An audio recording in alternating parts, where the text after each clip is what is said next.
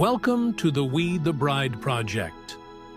Did you notice he said when he sent forth first, the first group, they come back and they had excuses made.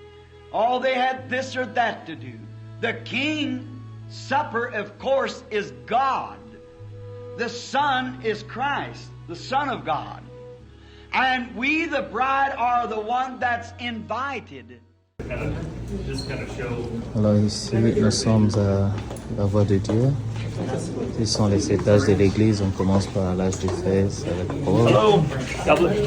On a l'âge de Smyrne avec Irénée. On a l'âge de Pergame avec Martin. We just got started. So, I'll just tell them this is an example of the church here along the wall. This is the very first printing press. The first white spoken word. Alors Colomba, Tati, devant Luther avec l'âge de Sainte. Là-bas nous avons Philadelphie avec Wesley. We're going to get started. I'll try to get a translation. We all know who the seventh age, right? Yes. Okay. After you guys.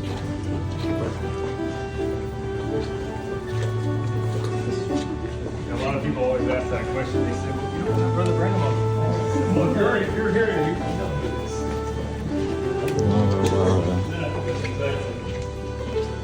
In this room here, this is like a little, we call it a memorabilia room, kind of dedicated to Brother Branham and a lot of personal things affected throughout his life and ministry. The first one being, there's two pictures on the top right. This is actually the log cabin that Brother Branham was born in Burkesville, Kentucky. Yeah. So the cabin is no longer standing. You know, we know approximately where it was at in Burkesville, but these two pictures, that's the original log cabin. And you can hear, I'm sure you all heard a message, a life story from Los Angeles, California. Brother Branham talks about the snow would blow in. You can see the open air above there where they used to hang the burlap. You can kind of get an idea. This is Brother Branham's sister Dolores next to him, and then his first wife, Sister Hope. Okay. And I don't know if you've ever seen, we produced a video, I think probably 2 years ago, it was on the Stillwater's web page. It was for Stillwater's home camp. And we made like a reenactment video of a light, how Brother Branham talked about the light coming in the cabin. Well, in that video, Brother Branham says how there was a window was cut out in the door of the cabin, how that light come through there. Well, you can see the window and the door right there. Yeah. And that's exactly where the light come through when he was born. If you want to get closer and get pictures after, you're welcome to. And then here, this is, of course, Sunset Mountain out in Arizona. These are some of the pyramid-shaped rocks that Brother Branham talks about. This is when he worked as a conservation officer. The picture of him with the little dog there. When he tells on life story how he used to be a game warden. And this was his conservation officer badge. These are some of the little armed guards when he worked for the public service company. That's him on the telephone pole. And they were around their armed guards not to get electrocuted. And then you can imagine, we've heard it take so many times, people be lying down the driveway, down the street to be prayed for. They had to put in a gate. At Brother Branham's driveway, they had this sign there. If you want to ask for an appointment, you had to call this number. That was Brother Branham's phone number at the time. And then that service? I love the service. I'm sorry? People would call the number. Yeah. You could, back in those days, you'd pick up the phone and you get the operator. And his number was called Butler. He used this for Butler. So you say Butler 21519. That would ring Brother Branham. And then the magazine down here is a picture of Brother Branham and Brother Joseph on his lap. Yeah. That was from the Voice of Healing magazine. When did they publish those? The Voice of Healing was when Brother Branham was the brother from Shreveport, Louisiana, Brother Jack Moore. I think he worked on the Voice of the Healing. And they always had articles with the healing campaigns and things. Okay. And then this magazine down here, this is a Finnish magazine. So you know the story of the little boy from Finland who got ran over and killed. So when you get closer, you can see where Brother Branham wrote to Sister Mita. He wrote Mita, and it says kind of love Bill. That was a magazine he sent back to Sister Mita after that had happened, and that prophecy was fulfilled. He had sent that magazine back to her, telling her that had just happened. Yeah, oh wow. Yeah, and you remember he wrote that in like the flyleaf of his Bible Yeah. about the little boy that would be killed. For years, I think it was on for years. Yeah, exactly. 5 years or something like that.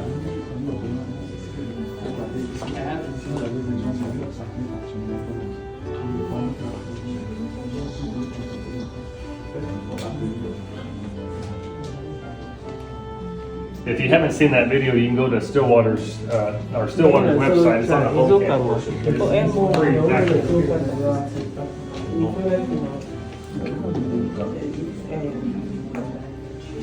It's neat. Brother Joseph kind of narrates that video, and he's kind of talks about the birth of Brother Branham. It's really special. We have a brothers who are in the video department. They created that video. They did a nice job. In the middle here, the picture here in the middle is how the cabin looked like, or how the church looked like before it was remodeled. So I'll introduce you to the pulpit. The pulpit you saw out front, and we'll get a chance to see that after on the end of the tour. That was the same pulpit that was in the tabernacle during the 1937 flood. So Brother Branham tells the story how he rode across the top of the tabernacle. Well, that pulpit had rows to the ceiling. It had one of Brother Branham's Bibles open on top of it, and when the waters receded, the pulpit went right back down in the same spot. So that's a picture there of Brother Branham behind that pulpit. And then when he left Tucson, Arizona to come back and bring us the revelation of the 7 seals, Right. if you saw the tabernacle today and the way the pulpit is today, that's how it looked when Brother Branham preached God hiding himself in simplicity. Oh. That was the first sermon that he spoke in since the tabernacle was remodeled. Wow. So, and that's the brother sitting to Brother Branham's right. That's Brother Orman Neville. He's an assistant pastor. And then there must be a tape boy there in the bench. You can see he has that recorder next to him. He's recording the sermon. Yes, sir. Brother Branham. I don't know his name, but I call him a tape boy. It had to be a tape boy, right? Yeah. But if you have ever had an opportunity to visit the tabernacle for a tour, you'll notice like the picture of Christ right there, Jesus, that hangs in the foyer of the tabernacle today. The "Be still, know that I am God" sign is still in that tabernacle today. It's pretty remarkable. It's not much has changed since that picture there. This microphone was used for a few years. They tell me several years really to record the sermons of Brother Branham. They traveled around with him. One of his top hats that he wore, and a lot of personal things from an eyeglass case to the pen, and kind of an example of how he used to work with our Brother Billy Paul.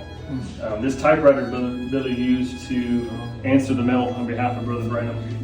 He actually used this back in those 60s in the office, and you can kind of a representation of all the mail. You can imagine the letters that would come into Brother Branham for prayer requests or needs. Well, you can see little things where Brother Billy would write like "Dad," requests, and they write little notes to each other, and then Brother Branham would dictate to Brother Billy Paul how to respond. And what's really remarkable, we all know about the healing campaigns and how Brother Billy Paul passed out the prayer cards. These are the original prayer cards that Brother Billy Paul would have passed out.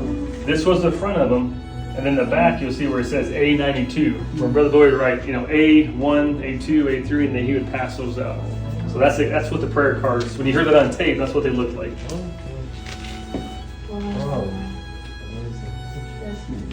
I always love seeing those. This is They used them since what, 1950, since that. Just a yeah. pillar fire photos on there. Yeah. So that was from That would be post that time, yeah. And then our third day here, we all know how much Brother Branham loved the outdoors, the hunting and fishing. We used to have a rifle hanging here. One of his favorite rifles he called Blondie. I think he killed over 40 head of game with that without missing a shot. So the rifle's no longer in here. They're using it for another project, so it's not here. But it used to hang here.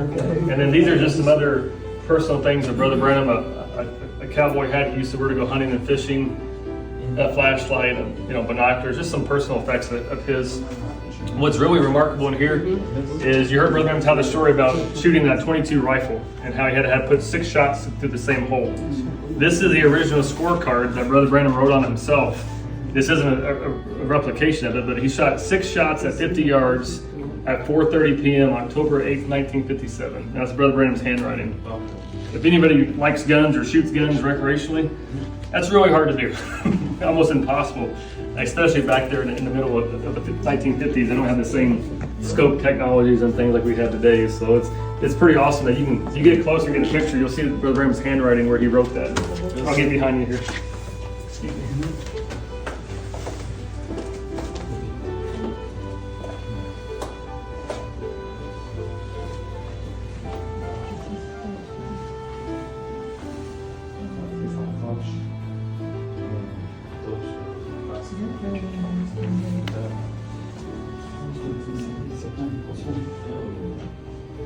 And that picture, Brother Brenham sitting on the side of that truck, that was from a javelina, like a pig or a hog hunt out in Arizona.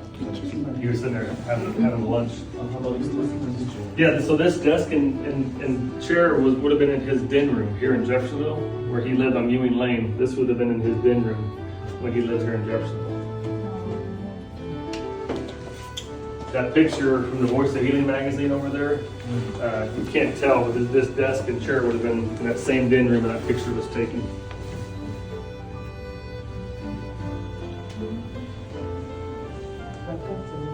We recently listened to the 7 seals of the Branham family. We were having our home services. We were going through the seals. If you notice on the seals, Brother Branham talks about how he waited for that angel to come each morning and how he was there sitting and studying.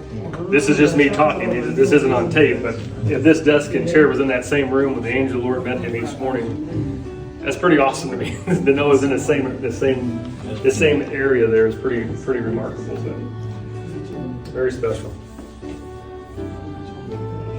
Any questions or anything? You guys are easy. I like it.